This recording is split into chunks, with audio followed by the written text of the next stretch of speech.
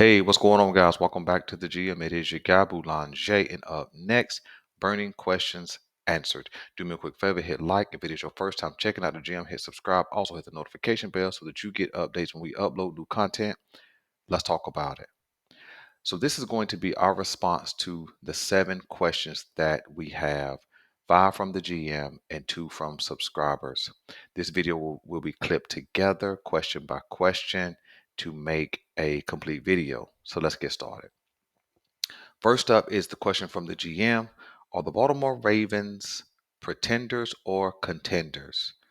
And my answer at this point is they are pretending. The Baltimore Ravens are pretending right now. Let me explain. The Baltimore Ravens, at this point in time, after completing a Week 6 win against the Tennessee Titans in London, do not seem to have a flow on offense right now. This is 6 weeks, and we're still seeing some of the same stall out by the offense, some of the same get stuck in the mud. We don't see a quick tempo. We don't see a 2-minute style offense. We just kind of see a very similar pace that they had last year with Greg Roman. And I think a part of that is just simply due to chemistry and connectivity between the quarterback, the wide receivers, the offensive line. And I think that it causes us to get stuck in the mud. Specifically in the third quarter, we seem to come out after halftime and we seem to struggle series after series after series. In fact, this past week, we went 3 drives with 2 3-and-outs and an interception, and which has been problematic of what we've seen continually throughout this year. And so the Baltimore Ravens have to get an offensive flow. They have to develop an offensive identity, and they have to have some offensive leadership. And until they get those things done, the Baltimore Ravens will be pretending in 2023. Now, I could certainly update my perspective and perception of what's going on with the Ravens as it pertains to pretending and contending, but right now they are pretenders. Defense may be playing at a championship type level, but offense certainly does not have a consistent flow. They don't have a real systematic approach to what they're doing offensively, and it seems to be more harmful, than beneficial right now. So the Ravens are pretending. All right, so question number 2 from the GM was, is this Baltimore Ravens defense legit, or will they eventually regress to the mean and be a lesser version of what they are? And so my answer right now today is I think this defense is mostly legit. I think that they're legit simply because they have an identity. They are willing to play downhill. They are willing to play smash mouth. They are willing to mix it up, and they're willing to compete every single week, no matter what the offense has going on. We've watched this defense be put in bad situations repeatedly, including this week with a late interception by Lamar Jackson, and the defense still held up. We watched this defense give up a 48-yard play to Spears, and even though they were down at like the 6-7 yard line, they stood up and held the Tennessee Titans to a field goal. So whenever this defense has faced real adversity, they have stood up and proven themselves to be who they have shown themselves to be. They're still really good against the run. They've been really good against the pass. And we have 6 games worth of evidence to kind of validate that. Now, let me add a caveat. Our schedule will increase in competitiveness as we get from week 7 on.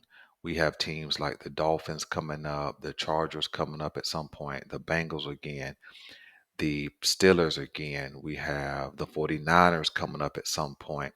We have Detroit this week. So our competition will get raised to a higher level.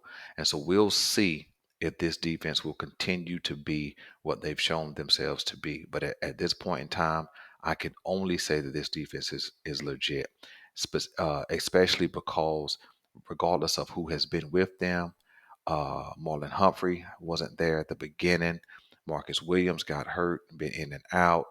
Jabo's out. Odafe's out. Tyus Bowser has never shown up this year at this point, and they've still been a top five defense. So I have to call them legit. So um, this Baltimore Ravens defense is for real.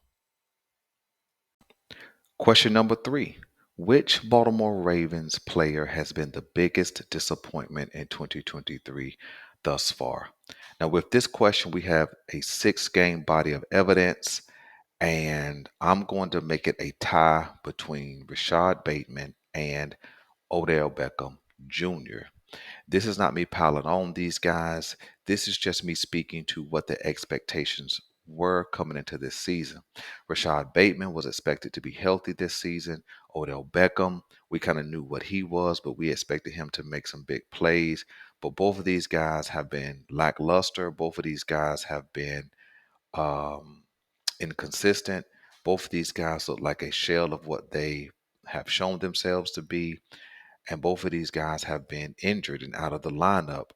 And so I'm going to put both of these guys as the biggest disappointments. I didn't expect Rashad or Odell to go for 1,000 yards or anything like that. But I did expect them, especially early on in the season where you're going to be more healthy than you will be, in the remainder of the season. I expected them to, you know, 4 or 5 catches a game, 50, 60 yards, not elite, but very, very serviceable. These guys have not been serviceable thus far in this Baltimore Ravens season. And I think that their absence or their inconsistency has certainly played a part in this Baltimore Ravens offense being um, inconsistent and not really getting a flow. Is because when you have guys who are in and out of the lineup, and then when they're in the lineup, they don't get separation, and you're treating them. And I think that's part of the problem. Uh, we're treating them as if they are their old selves, and they're really looking like old selves. If you catch the pun. If you catch the pun, they're looking like really a couple of old wide receivers. And so I think these both of these guys have been the biggest disappointments. Question number four from the GM is, who has been the biggest surprise in 2023 for the Baltimore Ravens? And I'm going with outside linebacker Jadeveon Clowney. And I think it's not close. I think for all the standouts on this team, all the people who have had great performances this year, I think it's hands down Jadeveon Clowney who's been the biggest surprise. I don't believe we had a clue what Jadeveon Clowney would bring to the table. When the Baltimore Ravens first signed him, there was a lot of doubters, a lot of detractors. A lot of people, talked about Jadeveon Clowney wasn't a team guy. He was selfish. He doesn't have a good motor, so on and so forth. I read all the commentary, but Jadeveon Clowney, by far, has been the best player in that front part of the defense. I'm not including inside linebackers. I'm just including those guys who kind of play along the line of scrimmage. He's been great against the run. He sets the edge, and he has provided consistent pressure all year long. In fact, if Jadeveon Clowney had been able to finish a couple of those sacks he should have finished, he would probably have about 8 sacks right now and be close to leading the league in that. He does lead the Baltimore Ravens in sacks. And so I just think hands down, man, Jadeveon Clowney has been super great for the Baltimore Ravens. I don't really know where this defense would be if they hadn't assigned him. And so shout out to Jadeveon Clowney, man, for being the greatest or biggest surprise for the Ravens in 2023. Now for the final question from the GM. Who is the best team in the AFC North, really? And as of right now, I'm going with the Baltimore Ravens. Not because I'm a homer, not because they're my team, but because they are the best team in the AFC North. They're the best team in the AFC North record wise. They are the best team in the AFC North defensively. They are actually the best team in the AFC North offensively. We're averaging more points than other teams in the AFC North, and we have a better defense holistically than other teams in the AFC North. And so when you put those two things together, we have more of a complete team. The Cincinnati Bengals right now are still trying to find out who they are offensively, which does not make sense. They've been in the same offense with the same personnel with a rebuilding offensive line for the last 2 or 3 years. There's no reason why they should be trying to find themselves offensively. The Pittsburgh Steelers have a second year quarterback who is still developing and still making progress. And in the process of his development, they lost some big time offensive weapons. So they're trying to figure that part out and also get a running game on track that has not been available to them this year so far. And then the Cleveland Browns, they have a really nice defense, but they have not figured out what they are offensively. And part of that's because Deshaun Watson has been out the last couple of games, and to be honest, has not been the Pro Bowler that they expected him to be, especially after the big contract. So all of these teams came into this season, minus the Ravens, and I'll tell you what I mean. All of these teams came into this season having an expectation that they're going to be a better version of what they were last year. Same offensive coordinators, better offensive lines, um, more experience, that kind of thing, and they have not been that. The Baltimore Ravens, we understood that they would come into this season with a new offensive coordinator, a new offensive system, and new offensive personnel, which means we had to learn what we were doing. And although we're still learning what we are going to do and be doing, I think that we have the higher ceiling because we have not seen what we're supposed to look like really just yet. The defense is ahead of schedule, I believe, and the offense is trying to figure it out as they go week by week. So I believe we have the higher ceiling. And when you put our offense and defense together, I think we have the better overall team of all the AFC North foes. Now we have to put it on the field, right? We have to stop doing dumb stuff, as you guys have heard me say before, but I believe it's the Baltimore Ravens, hands down. So this next question is going to be the first question from a subscriber, and it comes from Mamba Jelly. And so the question is, why do you think that the national sports media or national media scrutinizes or criticizes Lamar Jackson, but not other quarterbacks for their mishaps? So here's the question. I'm going to answer it in two parts. The first part of the question is, I think that Lamar Jackson is polarizing as a player. There's nobody like him in the league and has not been in the league uh, up until this point. Even with Mike Vick being super fast at the quarterback position, he was not as elusive of a playmaker as Lamar Jackson. Case in point on the play from Sunday where Lamar Jackson eluded about five would-be tacklers, should have been sacked, but he eluded all the rushers, all the tacklers, and made a play downfield. Nobody else can do that. Nobody else has his elusiveness, his quickness, and his speed at the quarterback position. And I think that simply because he is so polarized and so dynamic, they have to keep his name in their mouths in order to keep people tuning in to what's going on with him. You have to understand that national sports media is only national sports media if they have viewership. So the more people who can tune in based on topics and certain players and things of that nature, that's what they're going to do. It's the same reason why uh, LeBron James is so popular, right? It's the same reason why LeBron James topics keep coming up even in his 19th or 20th season. It's because he is so polarizing, and so when uh, a commentator or a pundit uses his name, people tune in. That's the first answer, right? Because the more viewership I have, the more money that that network or that show is going to generate. All right. Now, I think the other reason is a term called race baiting. Race baiting is when you use race um, in order to politicize or propagandize a particular topic. And I think they do that with Lamar Jackson a lot.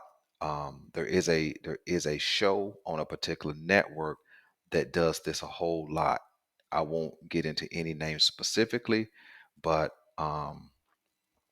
but you guys will kind of pick up on who I'm leaning in towards. It's the greatest race baiting show on television. Why? Because race and racial issues is controversy. And the American viewer, the American consumer of media is geared towards controversy. That's why shows like Maury Povich was popular. That's why shows like Jerry Springer was popular. Why? Because people will put controversial topics out for public consumption. That's why podcasting is so popular, because people will deal with controversial topics. And race is one of the number one ways to create controversy in order to keep people tuning in. And so I think that that's the number one reason why people are super critical of Lamar, but not other quarterbacks. Lamar has more personal accomplishments than Joe Burrow, Josh Allen. I'm talking about his contemporaries, Justin Herbert, Trevor Lawrence, even Jalen Hurts, who only has a Super Bowl visit, so on and so forth. But when they can talk about Lamar in a negative light, we understand that Lamar is a black or African American quarterback, depending on what a person chooses to be called. But the truth of the matter is, if I only talk about Lamar from a negative light, but I don't speak about the white quarterback in that same light for the same mishaps, the same poor playmaking, so on and so forth, whatever it is, then I'm automatically going to create controversy. You see, just by simply talking about Lamar from a negative context, I'm already creating controversy. Why?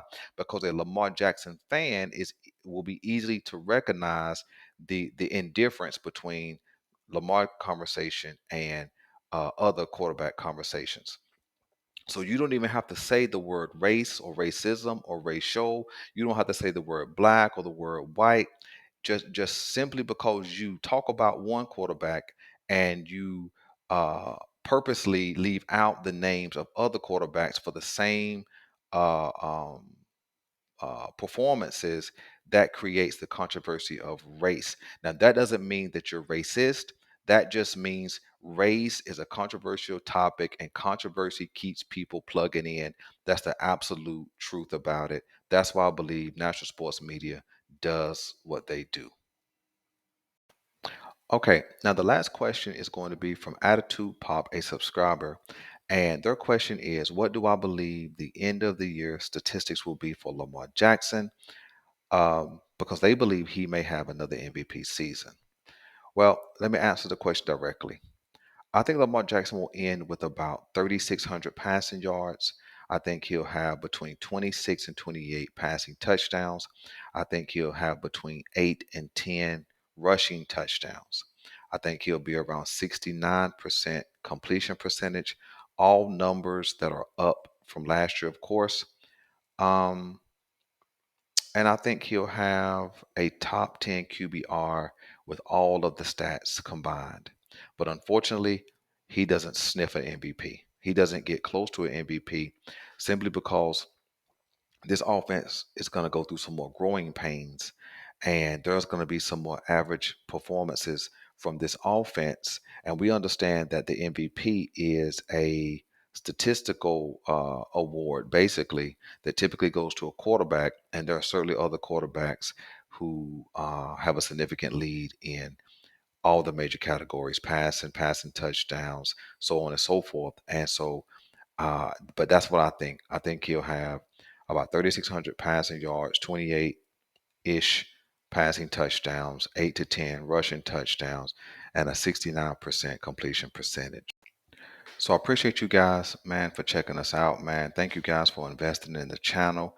And by all means, stay tuned for the next segment of Burning Questions. Please drop your questions in there, man. We're going to be answering tons and tons of more questions. I have some more questions that I'm going to be doing, but I want to hear from you, man. So thank you guys. I'm your guy Boulanger. This is the GM, and we're out.